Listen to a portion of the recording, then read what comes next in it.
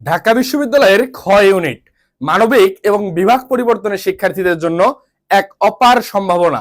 আজকের এই ভিডিওতে ঢাকা বিশ্ববিদ্যালয়ের বি ইউনিট নিয়ে আমরা একটু কথা বলবো, যেটা সায়েন্স, আর্টস, কমার্স সকল বিভাগের শিক্ষার্থীদের জন্যই প্রযোজ্য।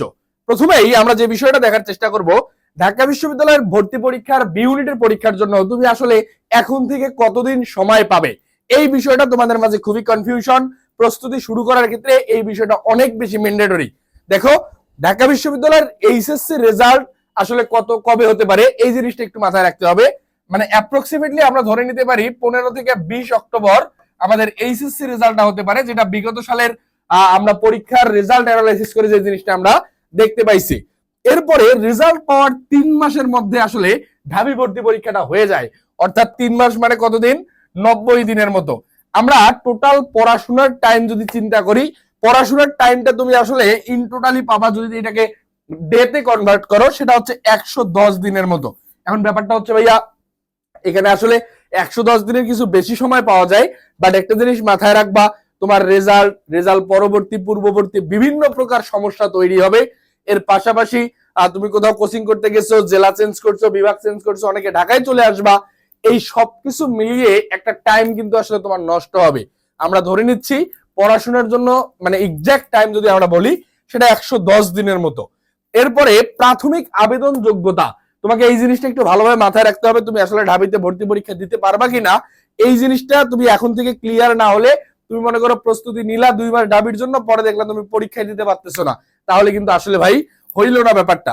দেখো, 2020 সালে বা তার পরবর্তী বছর যদি এসএসসি বা সমমান দিয়ে থাকো, মানে তুমি যদি 2020, 21, 22 এইরকম সালে এসএসসি পরীক্ষা দিয়ে থাকো, এর পরবর্তীতে তোমাকে এইচএসসি দিতে হবে অবশ্যই 2025 সালে। দুইটা কথা একটু ক্লিয়ারলি বুঝাই দেই ভাই। তুমি দেখো, তুমি 2020, 21, 22, 23 যে কোনো সালে এসএসসি দিতে পারো, no matters, but the fact is that তোমাকে 100% 2025 সালেই এইচএসসি দিতে হবে, কারণ ঢাকা বিশ্ববিদ্যালয়ের কোনো প্রকার সেকেন্ড টাইম নাই। তাহলে আমরা এখানে যে বিষয়টা, এইচএসসির পরিবর্তে হতে পারে বিএম, আইজিসি, এসি, ও লেভেল, এই যে কোনো একটা পরীক্ষা। এসএসসির পরিবর্তে আমরা যেটা বলে থাকি দাখিল, আর এইচএসসির হচ্ছে আলিম। তাহলে আমার এইচএসসি 100% 2025-এই হইতে হবে। এসএসসিটা তোমার কখন হতে পারে? এসএসসি 2020 থেকে 2023 পর্যন্ত, 2020 থেকে 2023 পর্যন্ত যে কোনো সালে দিলেই তুমি ঢাবি ভর্তি পরীক্ষা দিতে পারবা। গত বছর ঢাবি ফর্ম তুলিনি, এবার কি পরীক্ষা দিতে পারবো? তুমি যদি এই প্রশ্নটা তোমাদের মাঝে খুবই, যে ভাই আমি 2024 সালে এইচএসসি দিয়েছিলাম কিন্তু ঢাকা বিশ্ববিদ্যালয়ের ফর্ম উঠাই নাই, না ভাই, তুমি কিন্তু ঢাবির পরীক্ষা দিতে পারবা না, কারণ ঢাবিতে কোনো প্রকার সেকেন্ড টাইম নাই। ওকে, এরপরে দেখো, আমি এইচএসসি 24 কিন্তু পরীক্ষা না দিয়ে এইচএসসি 25-এর সাথে পরীক্ষা দিয়েছি, আমি কি ফর্ম তুলতে পারবো? এই প্রশ্নটা তোমাদের মাঝে খুবই। আমি এইচএসসি 24 কিন্তু 24-এর সাথে এইচএসসির কোনো পরীক্ষা দেই নাই, এইচএসসি 25-এর সাথে আবার পরীক্ষা দিয়েছি, মানে তোমার এইচএসসি 24-এ কোনো পরীক্ষায় অংশগ্রহণ করা ছিল না, তুমি এইচএসসি 25-এ অংশগ্রহণ করছো, তাহলে কি তুমি ঢাবির ফর্ম তুলতে পারবা? জি, তুমি পারবা, তুমি পারবা। কিন্তু তুমি আগের বছর এইচএসসি দিয়ে ফেলছো কিন্তু ঢাবির ফর্ম উঠাও নাই, তখন কিন্তু তুমি পারতেছো না ভাই। কথাটা কি ক্লিয়ার? এরপরে দেখো, আমরা যে বিষয়টা দেখার চেষ্টা করছি পরবর্তীতে, বিভাগ ভিত্তিক আবেদন যোগ্যতা। তুমি যদি মানবিক বা ব্যবসা শাখা শিক্ষার্থী হও, তাহলে তোমার এসএসসি তে ন্যূনতম 3.00 লাগবে, এইচএসসি তে ন্যূনতম 3.00 লাগবে। এখানে আরেকটা ব্যাপার আছে, দুইটা মিলে আবার লাগবে 7.50। এখন ব্যাপারটা দেখো ভাই, তুমি ন্যূনতম 3.00 করলে কিন্তু হয় 6, কিন্তু তোমাকে কিন্তু এভারেজে আবার পাওয়া লাগতেছে 7.50। তার মানে তুমি ন্যূনতম 3, মনে করো তুমি একটাতে 2.90 পাইছো বা 2.99 পাইছো, বুঝতে পারছো? আর আরেকটাতে তুমি 5.00 পাইছো। ব্যাপারটা একটু বোঝার চেষ্টা করো। তাহলে 5 আর 3 মানে প্রায় 8 হয়ে যাচ্ছে, কিন্তু তারপরেও কিন্তু ভাই তুমি ধাবিত পরীক্ষা দিতে পারবা না। কেন? তোমার ক্রাইটেরিয়া বলছিল ন্যূনতম 3 রাখতেই হবে, 3-র নিচে আসলে তুমি দুইটা মিলে যদি 8ও ক্রস করো, মানে এটা আসলে কোনো কাজ হবে না। এরপরে দেখো, আরেকটা ব্যাপার, বিজ্ঞান বিভাগ থেকে যারা পরীক্ষা দিবা, তোমাদের হচ্ছে ন্যূনতম 3.50 এসএসসি তে, 3.50 এইচএসসি তে। তাহলে এইখানে যে ব্যাপারটা, আবেদন করতে আবার ন্যূনতম লাগবে হচ্ছে মোটে লাগবে 8।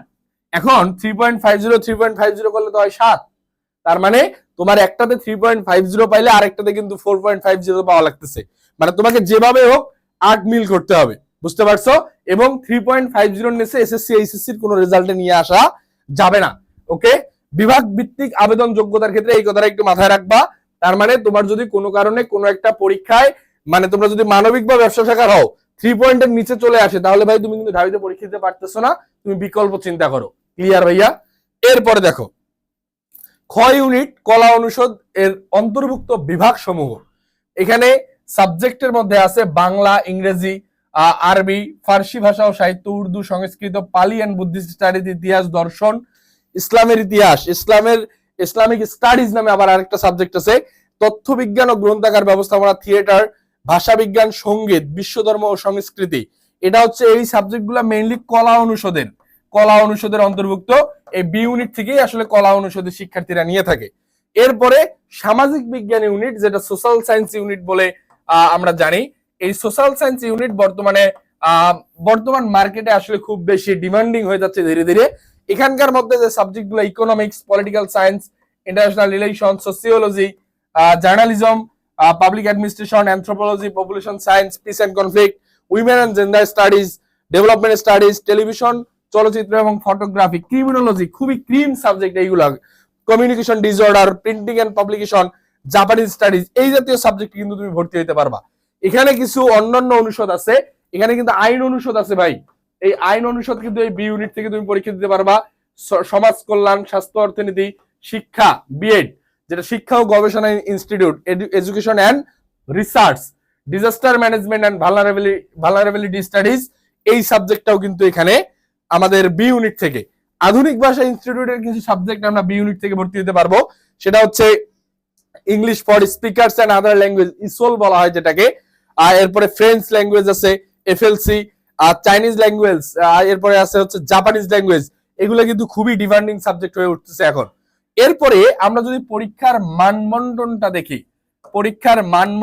আমরা যদি একটু দেখার চেষ্টা করি, এই পরীক্ষার মানমন্ডনে আমরা যে বিষয়টা একটু দেখতে পারবো সেটা হচ্ছে, দেখো ভাইয়া এখানে এমসিকিউ তে থাকে টোটাল 60টা এমসিকিউ, এবং এখানে একটা জিনিস মাথায় রাখবা, বাংলায় 15টা এমসিকিউ, জেনারেল নলেজে 15টা না ভাইয়া, জেনারেল নলেজ হচ্ছে 30টা এমসিকিউ, আর ইংলিশে হচ্ছে 15টা। তার মানে 15 বাংলা ইংলিশ মিলি 30, জিকে তে টোটাল 30, তার মানে 60 এমসিকিউ। আমাদের 60 নাম্বার হচ্ছে টোটাল এমসিকিউ তে।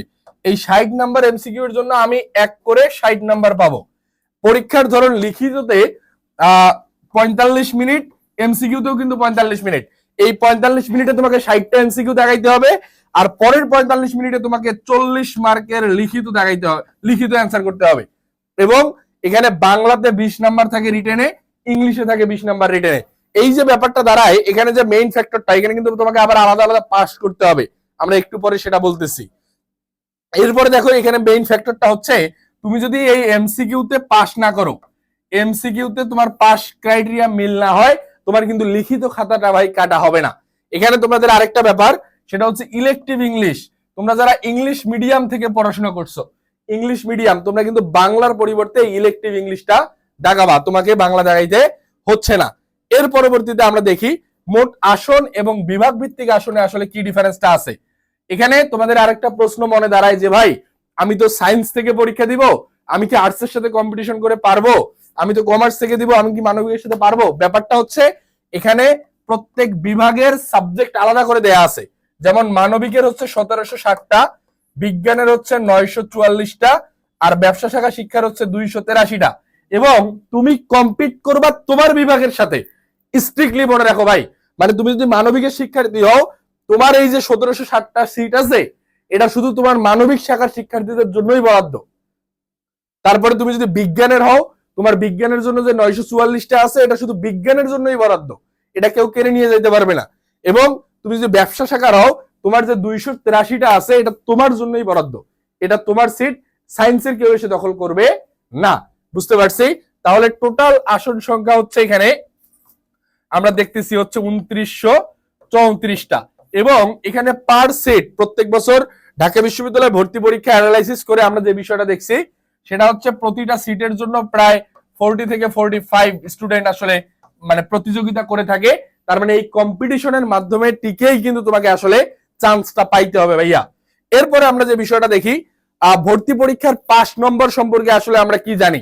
এখানে দেখো 100 নম্বরের মধ্যে 5 নম্বর 40, প্রার্থী 40 নম্বর না পেলে ভর্তির অযোগ্য বলে বিবেচিত হবে। একই সঙ্গে ভর্তি পরীক্ষায় এমসিকিউ অংশে উত্তীর্ণ হতে হলে বাংলায় ন্যূনতম 5, ইংলিশে ন্যূনতম 5, সাধারণ জ্ঞান অংশে ন্যূনতম 10। তার মানে এখানে আরেকটা ব্যাপার আছে ভাই, তাহলে আমি বাংলায় 5 পাইলাম, ইংলিশে 5 পাইলাম, সাধারণ জ্ঞানে 10 পাইলাম, তার মানে 10 আর 10 20, কিন্তু তুমি এই 20 পাইলেও আবার পাস করবা না। ঢাকা বিশ্ববিদ্যালয় ভর্তি পরীক্ষায় পাস করতে অনেক ঝামেলা পোহাইতে হবে। দেখো এরপরে কি ছিল, কমপক্ষে সর্বমোট 24 নাম্বার পাইতে হবে। তার মানে তুমি 5 আর 10 পায় যদি 20 পাও তাও কিন্তু তুমি ফেল। তার মানে তোমার এখানে পাস করতে এর সাথে আরো 4 যোগ করে 24 পাওয়া লাগতেছে। তার মানে তুমি 5 আর 10 পাইলেও ঢাবিতে তুমি পাস করলা না। এরপরে দেখো এমসিকিউ অংশে উত্তীর্ণদের মধ্যে কলা, আইন ও সামাজিক বিজ্ঞান ইউনিটের নির্ধারিত আসন সংখ্যার সর্বোচ্চ 5 গুণ শিক্ষার্থীর লিখিত অংশের উত্তরপত্র মূল্যায়ন করা হবে। এখন ভাই আমি 24 পায়া মনে করো পাস করছি, আমি যে তারপরে আমার খাতাটা ঢাকা বিশ্ববিদ্যালয় কর্তৃপক্ষ কাটবে তারও গ্যারান্টি নেই। কেন? সর্বোচ্চ 5 গুণ। তার মানে আমরা অন এভারেজ দেখি এখানে 10,000-এর আশেপাশে খাতা আসলে কাটা হয়, লিখিত খাতা। তার মানে তোমাকে এমসিকিউ অংশ দিয়ে 7-8 হাজারের মধ্যে চলে আসতে হবে। তার মানে তাছাড়া তুমি আসলে তোমার লিখিত খাতায় এমন অনেক সময় হয় কি, তোমার এমসিকিউটা খারাপ হয়েছে, তোমার লিখিত অনেক ভালো হয়েছে, but the fact is that তোমার খাতাই কাটবে না। তুমি যদি প্রথমে 7-8 হাজারের মধ্যে ঢুকতে না পারো, তুমি যতই এমসিকিউ খারাপ মানে মোটামুটি পাস করে গেছো, লিখিত তো মনে করো তুমি 40-এর মধ্যে 35 পাবা, কোনো লাভ নেই, কারণ তোমার খাতাটা আসলে দেখাই হবে না। ওকে, এরপরে দেখো পরীক্ষার্থীকে লিখিত অংশে ন্যূনতম 11 নম্বর পেতে হবে। লিখিত অংশে ন্যূনতম 11, 40-এর মধ্যে ন্যূনতম 11, এর মধ্যে বাংলা অংশে ন্যূনতম 5 এবং জেনারেল ইংলিশে ন্যূনতম 5 পাওয়া আবশ্যক। বিশেষভাবে উল্লেখ্য এমসিকিউ এবং লিখিত উভয় পরীক্ষা মিলিয়ে সর্বমোট 5 নম্বর 40। এগুলা ভাই অনেক ক্রাইটেরিয়া। প্রথম অবস্থায় আমি তোমাদেরকে ক্লিয়ারলি বলি, সেটা বাংলায় 5, ইংলিশে 5, জিকে তে 10, 20, কিন্তু 20 পাইলে হচ্ছে না, তোমার পাওয়া লাগবে 24। কিন্তু তোমার টার্গেট রাখতে হবে, তোমরা যদি খাতা কাটাইতে চাও যে আমার লিখিত খাতাটা দেখুক ঢাকা বিশ্ববিদ্যালয়, তাহলে তোমার পাইতে হবে অ্যাটলিস্ট 60টা এমসিকিউ এর মধ্যে 32+, মানে 35-34 এমন। তাছাড়া এর নিচে ভাই নর্মালি খাতা দেখে না, এই জিনিসটা একটু ভালোভাবে মাথায় রেখো। এরপরে দেখো ঢাবি ভর্তি পরীক্ষায় পাস করতে হয় 5টি ধাপে। কেমন? প্রথমে বাংলা এমসিকিউতে পাস করলা, 15-এর মধ্যে 5 পেয়ে, ইংরেজিতে 15-এর মধ্যে 5 পেয়ে, সাধারণ জ্ঞানে 10 পাইলা। 3 বিষয় আলাদা পাস করার পরে নেগেটিভ মার্কিং বাদে, কিন্তু এটা মাথায় রেখো। এবং এরপরে বাংলা, ইংরেজি, সাধারণ জ্ঞান সম্মিলিত পাস আবার 24, 60-এর মধ্যে। এখানে পাইলা 20 পায়া পাস করলা, কিন্তু তোমার খাতা কাটবে না, পাইতে হবে 24। রিটেনে বাংলায় 5, ইংরেজিতে 5, আলাদা আলাদা পাস করলা, কিন্তু সম্মিলিত পাস আবার 11। মানে কত পরিমাণ ফাইজলামি করছে, বুঝতে পারছো? তার মানে ফাইজলামি না ভাই, যেহেতু দেশসেরা বিদ্যাপীঠে পরীক্ষা দিতে যাচ্ছ, তোমার প্রস্তুতিটা ওই রকমই নিতে হবে, এখানে হালকা পাতলা পড়াশোনা দিয়ে আসলে হবে না। এরপরে দেখো সবশেষ রিটেন এমসিকিউ মিলিয়ে আবার পাস 40। তার মানে তোমার এইখানে 24 আর 11 যদি আমরা যোগ করি তাহলে কত হচ্ছে? 35 না? তাহলে 35 পাইলেও হবে না, আবার 40 পাইতে হবে। বুঝতে পারছো? এর মধ্যে যে কোনো একটি স্টেপ 1 to 5 এ ফেল করলে তুমি ভর্তির জন্য অযোগ্য বলে বিবেচিত হবা। তার মানে তুমি 24 পাইলে এমসিকিউতে, রিটেনে পাইলে 11, ওদের ক্রাইটেরিয়া মিল করলা, কিন্তু না 40 পাইতে হবে, আবার 35 হয় 24 আর 11 মিলে।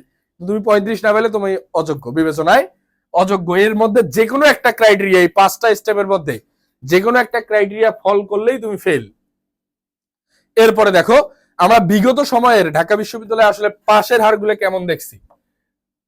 এই দেখো 10.07, মানে 10%, মানে প্রতি 100 জনের 90 জন, প্রতি 100 জনের 90 জন করে ফেল করছে। এটা হচ্ছে 2023-24-এ। আর বাকি যদি সেশনগুলো দেখি, তার আগের বার 9.69, তার আগের বার 9.87, তার আগের বার হচ্ছে 16.89। তার মানে আমরা অন এভারেজ যদি বিগত সালের পরীক্ষা অ্যানালাইসিস করি, তাহলে তোমরা ধরেই নিতে পারো যে এটা পাশের হারটা 10%-এর আশেপাশে থাকতেছে। তার মানে তোমার প্রতি 100 জন শিক্ষার্থীর মধ্যে 90 জন শিক্ষার্থী পাস মার্কই তুলতে পারে না। তোমার প্রস্তুতিটা কেমন হওয়া উচিত একটু চিন্তা করো ভাই। ঢাকা বিশ্ববিদ্যালয় ভর্তি পরীক্ষা সংক্রান্ত যে কোনো প্রশ্নের জন্য তোমাদের সজীব ভাইয়া, শিক্ষার্থী ঢাকা বিশ্ববিদ্যালয়ে আসি তোমাদের সাথে। এই ভিডিও সংক্রান্ত কোনো কিছু বুঝতে না পারলে কমেন্ট করে জানাও, এবং যে কোনো বিষয়ে ঢাকা বিশ্ববিদ্যালয়ে ভর্তি পরীক্ষা নিয়ে চিন্তা করছো, কোনো বিষয়ে দ্বিধাদ্বন্দ্ব আছো, অবশ্যই ভাইয়াকে জানাতে পারো। দেখা হবে পরবর্তী কোনো ভিডিওতে। দেখি আমাদের এই স্লাইডে কি আর কিছু আছে। ও হ্যাঁ, মেধা তালিকাটা একটু দেখে নেই আমরা। মেধা তালিকার ক্ষেত্রে আমরা যে বিষয়টা একটু দেখে নিব সেটা হচ্ছে ঢাকা বিশ্ববিদ্যালয়ের মেধা তালিকা মূলত ভর্তি পরীক্ষা এবং মাধ্যমিক ও উচ্চ মাধ্যমিক পরীক্ষার ফলাফলের জিপিএ এর উপর ভিত্তি করে তৈরি করা হয়। এখানে কিন্তু শুনো 20 নাম্বার রেজাল্টের, 20 নাম্বার হচ্ছে রেজাল্টের, বাকি 100 নাম্বার হচ্ছে এক্সাম। এখন এই 20 নাম্বারের মধ্যে তোমার এসএসসি আর এইচএসসি এই দুইটাকে 2 দিয়ে গুণ করবা, রেজাল্টটাকে 2 দিয়ে গুণ করবা। মনে করো তুমি এখানে এসএসসি তে মনে করো তুমি 4.50 পাইছো, কথাটা বুঝছো? এসএসসি তে 4.50, আবার এইচএসসি তেও 4.50, তাহলে 2 দিয়ে গুণ করো, গুণ 2 গুণ 2, তার মানে 9 9, এই 9 দেখুন তোমার 18 নাম্বার হবে 20 এর মধ্যে। আউট অফ 20 এর মধ্যে তুমি রেজাল্টে নাম্বার পাবা 18, বুঝতে পারছো? আর তুমি যদি দুইটাতে 5 করে পাও, 5.00 করে, তার মানে তুমি তো 20 এ 20 পাচ্ছই। তুমি যদি 4 করে পাও, মনে করো তোমার দুইটারই রেজাল্ট আছে 4 করে, তার মানে 4 4, এটাকে 2 দিয়ে গুণ, এটাকে 2 দিয়ে গুণ, 8 8 16 নাম্বার পাবা তুমি রেজাল্টের উপরে, বুঝতে পারছো?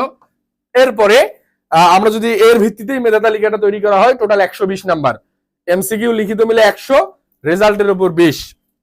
লাস্টে আমরা যে জিনিসটা দেখার চেষ্টা করব, ঢাকা বিশ্ববিদ্যালয় ভর্তি পরীক্ষায় মেধা তালিকা তৈরির প্রক্রিয়া। প্রথমে তো 100 নম্বরে ভর্তি পরীক্ষায় তোমার অংশ নিতে হবে, তার পূর্বে তোমার ক্রাইটেরিয়া মেইনটেইন করতে হবে তুমি পরীক্ষায় ফর্ম তুলতে পারতেছো কিনা। মাধ্যমিক ও উচ্চ মাধ্যমিক পরীক্ষার নম্বরকে 2 দিয়ে গুণ করে, যেটা আমি বলে দিলাম, এই 120 নম্বরের ভিত্তিতেই তোমার রেজাল্ট হবে, এবং এই মেরিট লিস্ট অনুযায়ী তুমি আসলে ভর্তি হইতে পারবা অথবা পারবা না। দিন শেষে মাথায় রাখবা, দেশসেরা বিদ্যাপীঠের ভর্তি পরীক্ষায় আসলে তোমার অবশ্যই কঠিন হবে, এটা মানিয়ে নেওয়াটা স্বাভাবিক ভাই। সবাই চায় ঢাবিতে পড়ার, কিন্তু বাস্তবতা তো এমন না, আসলে সবাইকে সিট দেওয়ার সুযোগটা নাই। ঢাকা বিশ্ববিদ্যালয়ে ভর্তি সংক্রান্ত যে কোনো প্রশ্নের জন্য তোমরা সাইদ সদীপ স্যার ফেসবুক পেজটা ফলো করে রাখতে পারো, অথবা যে কোনো জিজ্ঞাসায় হোয়াটসঅ্যাপ করতে পারো 0193407965। তুমি যখন পরীক্ষার প্রস্তুতি নিচ্ছ, তার মানে তোমার অবশ্যই আগে প্রিভিয়াস ক্রাইটেরিয়া গুলো বুঝতে হবে, তোমাকে কি কি জায়গায় আটকাতে পারে।